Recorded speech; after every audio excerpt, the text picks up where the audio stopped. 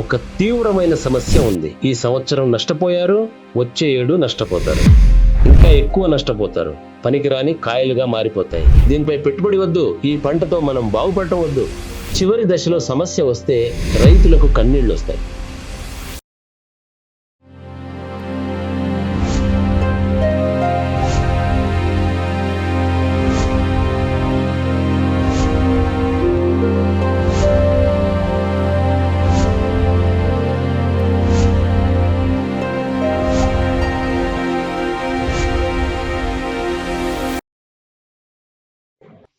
So అందరికీ నమస్కారం.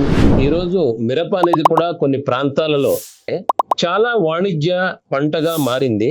ఇది ఉత్తర కర్ణాటకలో ఎక్కువగా పండిస్తారు. ఇందులో ఒక తీవ్రమైన సమస్య ఉంది. అదేంటంటే కాయ కుళ్ళు తెగులు. ఈ కాయ కుళ్ళు తెగులు అనేది పండు కుళ్ళిపోవడం. ఇది అస్సలు తెలియదు. పంట అంతా పెరిగి కాయ వచ్చిన తర్వాత ఆ ముదిరే దశలో ఇది గుర్తించబడుతుంది. అప్పుడు మన చేతులు దాటిపోతుంది. ఇది ఒక శిలీంధ్ర వ్యాధి. సో ఈ వ్యాధి వచ్చినప్పుడు చాలా పంటలలో 20%, 30%, 40% మార్కెట్కు పనికిరాని కాయలుగా మారిపోతాయి. ఇది ఎలా వస్తుందని మనం చూస్తే చూడండి, ముఖ్యంగా శిలీంధ్రం అనే అది పై భాగంలో వస్తుంది. ఇది కొల్లెటోట్రైకమ్ అనే ఒక శిలీంధ్రం దాడి చేయడం వల్ల వస్తుంది. ఈ శిలీంధ్రాలు ఎప్పుడు దాడి చేస్తాయంటే మట్టిలో పోషకాల అసమతుల్యత, అంటే సరైన పద్ధతిలో సమగ్రంగా పోషకాలు అందకపోతే ఇలా జరుగుతుంది. మృత్తిక ఆహార జాలం దెబ్బతింటే ఇలాగే జరుగుతుంది. అంటే మృత్తిక జీవ వైవిధ్యం దెబ్బతింటే ఈ శిలీంధ్రాలు త్వరగా దాడి చేస్తాయి. కాబట్టి అదే విధంగా మృత్తిక సేంద్రియ కర్బనం తక్కువగా ఉన్నప్పటికీ నేలలో ఆ మొక్కకు ఈ వ్యాధి సోకకుండా తనను తాను రక్షించుకోగలిగే శక్తి ఆ మొక్కకు ఉండదు. మరి ఇదంతా రైతులకు ఎలా తెలియాలి? నేలలో ఆహారం దెబ్బతినడం, పోషకాల కొరత ఉండవచ్చు, కానీ ఆ కొరత కనిపించదు. ఏవైనా లక్షణాలు ఉంటే కొన్ని తెచ్చి వేయవచ్చు. తెచ్చి వేసినప్పటికీ వేర్లు వాటిని గ్రహించే స్థితిలో ఉండవు. దానికి కారణం ఏంటంటే నేలలో ఉపకారి జీవులు చురుకుగా పని చేయడం లేదంటే మీరు ఏ పోషకాలను తెచ్చి వేసినా వేర్లు తీసుకునే పరిస్థితిలో ఉండవు. కాబట్టి ఎప్పుడైతే నేల గట్టి పడుతుందో, నేలలో గాలి ఆడదో, వేర్ల అభివృద్ధి సరిగ్గా జరగదో ఆ ప్రదేశంలో ఈ సమస్య వస్తుంది. అందుకే ఈరోజు చాలా మంది 5 ఎకరాలు, 10 ఎకరాలు, 20 ఎకరాలు కూడా ఈ మిరప పంట పండించే రైతులు ఉన్నారు. కానీ చివరి దశలో సమస్య వస్తే రైతులకు కన్నీళ్లు వస్తాయి. ఎలా బ్రతకాలి అనే ఆలోచన భయపెడుతుంది. ఇది కొనసాగించారనుకోండి, ఇది తెలియకుండా కొనసాగించారనుకోండి, ఈ ఏడు నష్టపోయారు, వచ్చే ఏడు నష్టపోతారు. నష్టం ఇంకా పెరుగుతుంది. ప్రతి ఏడు ఇలాగే అయితే ఏమవుతుంది? దీనిపై పెట్టుబడి పెట్టడానికి వద్దు, ఈ పంట పండించి మనం బాగుపడటం వద్దు అనే నిర్ణయానికి వస్తారు.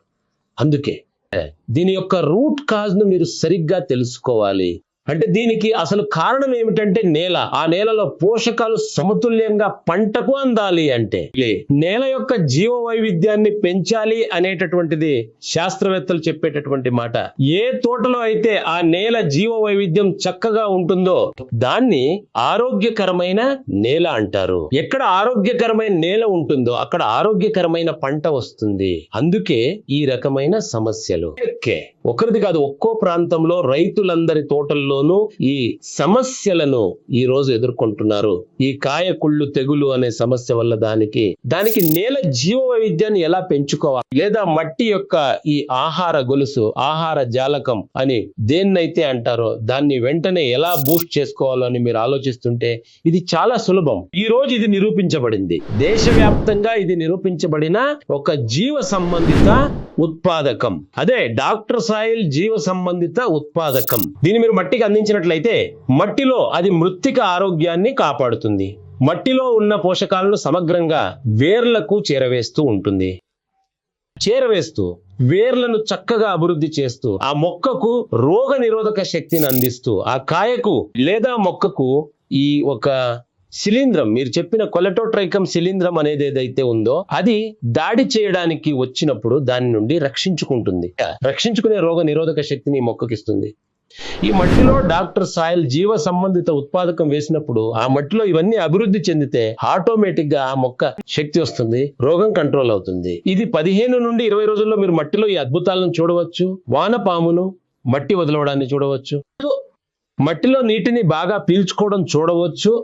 అర్థమైందా? వేర్లు లోపల అభివృద్ధి చూడవచ్చు. సో ఈ విధంగా మృత్తికా శాస్త్రాన్ని తెలుసుకొని మీరు పనిచేస్తే ఈ సమస్య వలన సంభవించే నష్టాన్ని మీరు తప్పించుకొని ఉత్తమమైన పంటను తీస్తూ ఉత్కృష్టమైన కాయను పండిస్తూ ఉత్తమమైన లాభాన్ని కూడా పొందవచ్చని, మీ యొక్క ఈ చిల్లీ గార్డెన్స్ తోటలలో ఈ విధమైన సమస్య ఉన్నట్లయితే మీరు కామెంట్ చేయండి. ఈ వీడియో మీకు ఇష్టమైనట్లయితే మీరు దీనిని షేర్ చేయండి. సబ్స్క్రైబ్ చేసుకోమని చెప్తూ ముగిస్తున్నాను.